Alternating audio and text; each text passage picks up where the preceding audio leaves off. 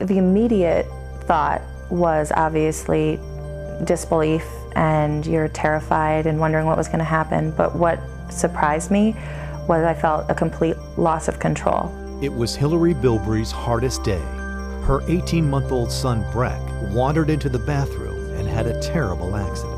On April 6, 2003, my husband heard some screams coming from upstairs, and he ran upstairs to see our 18-month-old son in our bathtub, and he had turned on the hot water only and had stepped on the drain. And he actually, in about 10 seconds, has sustained third-degree burns on his feet. The water temperature at Breck's house was set at over 130 degrees, leaving him with third-degree burns on his feet. It took about 10 seconds to cause the damage that will take years of therapy and surgeries to heal. The long-term effect of Breck's burns are both emotional and physical. From a physical standpoint, he's already had 2 skin graft surgeries, and he'll continue to have skin grafting as he grows. Emotionally, our family has had a long, tough road trying to just put the pieces back together after you have such a devastating thing happen to your family. Hillary's family is not alone. In fact, every year, tens of thousands of children under the age of 14 visit emergency rooms after fire and burn injuries. Children are more susceptible to fire injuries primarily because of their curiosity, and sometimes they get a little mischievous. Children and elderly adults are much more susceptible to burn injuries because their skin is much more sensitive than people that are in the ages between them. Dan Gangler is the chairperson for Wisconsin Alliance for Fire Safety. This nonprofit organization is committed to its missions of fire and burn prevention education statewide. The Wisconsin Alliance for Fire Safety was founded because of some incidents that happened in the city of Milwaukee in 1987. Over a span of 3 weeks, 2 fires took the lives of 19 people, 17 of which were children. The mayor of the city of Milwaukee took it upon himself to investigate the causes and establish a task force. That task force discovered that education of the community was much more needed. Teaching kids in school gives them an opportunity to learn a lesson in a classroom setting.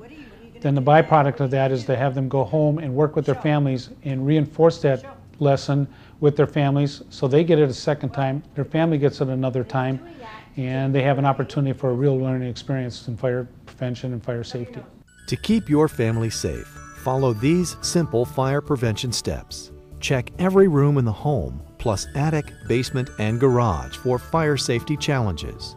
Install smoke alarms throughout your home and test them regularly. Your best chance for early warning is to have the system interconnected. Make an escape plan and review it with the entire family. Practice near bedtime so you get used to getting out of bed for escape. 8 out of 10 fire deaths occur in the home, usually when people are sleeping. Your family should become very familiar with the sound of the alarm too. If you are building a new home, install a home fire sprinkler system for the optimum in fire safety. Sprinklers are the most effective tool in immediately suppressing fires and saving lives. As Hillary Bilbrey learned, making small changes around the house can be the difference between life and death. If I could give any advice to parents, I think the first would be proactive. Really, you are your child's best advocate, and talk to your children. I think in the end, communication about safety is the best prevention. Hillary hopes other families will learn from her tragedy. In order to spread the message of burn safety, Hillary wrote the children's book Brecker Bunny, about an adventurous rabbit who burns himself. It's a chance to get children interested in burn safety. Brecker Bunny was designed to really hit children, teachers, and parents in many different ways. First and foremost, it's meant to start communication between parents. If you simply take the book and read the story and look at the pictures with your child, then there will be great communication going on about safety. There's lots of things, tips that you find in there. On top of that, Underwriters Laboratories as well as WAFS have added in checklists, safety tips, in addition to calendars in the back of the book, and lots of resources. One of the Wisconsin Alliance for Fire Safety's programs includes sponsorship of the summer camp for burned and injured youth, known to all simply as the Burn Camp. Burn Camp annually hosts youth burn survivors from across the state. Nurses, doctors, therapists, firefighters, and many other kinds of volunteers help the children enjoy a week of fun and healing. Camp provides a sense of belonging and temporary freedom from the frustrations felt by burn survivors.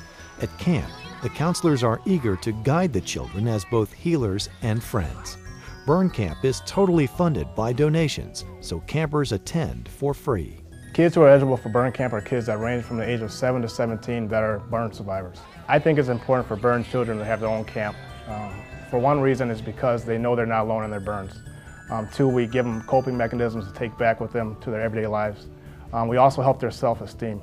The responses that we receive from parents of children that go to the burn camp is utterly amazing. They say that there aren't enough psychiatrists, psychologists, medical doctors, and medical facilities that do as much for the children as 1 week of summer camp for burn-injured youth.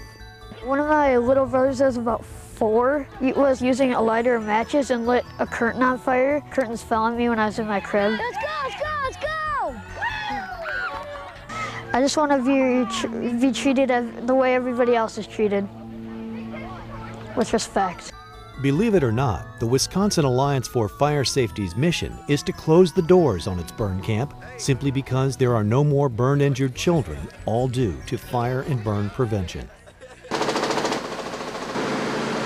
Every October, the Wisconsin Alliance for Fire Safety teams up with the Milwaukee Journal Sentinel for a special section on fire and burn safety. The newspaper's and education fire safety program is delivered to hundreds of thousands of Wisconsin students and Sunday subscribers to the Milwaukee Journal Sentinel. It's a collaboration that has had an enormous impact and is also totally funded by grants and donations. The Wisconsin Alliance for Fire Safety entered into a partnership with the Milwaukee Journal Sentinel in 1997 to outreach students with fire and burn prevention. And we did so with a newspaper project that's called Newspapers in Education Fire Safety. That partnership has worked exceptionally well. We've had some wonderful partners that have helped fund it through donations and grants, and that's what makes the program work. Through its educational initiatives and burn camp, the Wisconsin Alliance for Fire Safety will continue to impact the lives of families in Wisconsin and around the country. The future for Wisconsin Alliance for Fire Safety is amazing. We'll continue with all the wonderful support that we receive from donors. We'll continue with our programs. The Newspapers and Education program will continue. The different languages that we have in that particular program will continue in Hmong and Spanish. And we also continue Wrecker Bunny, which is a novel for a high-risk group of 18 months to 5-year-olds. And then we'll also continue with camp. And hopefully through the support of donors, we'll one day close camp.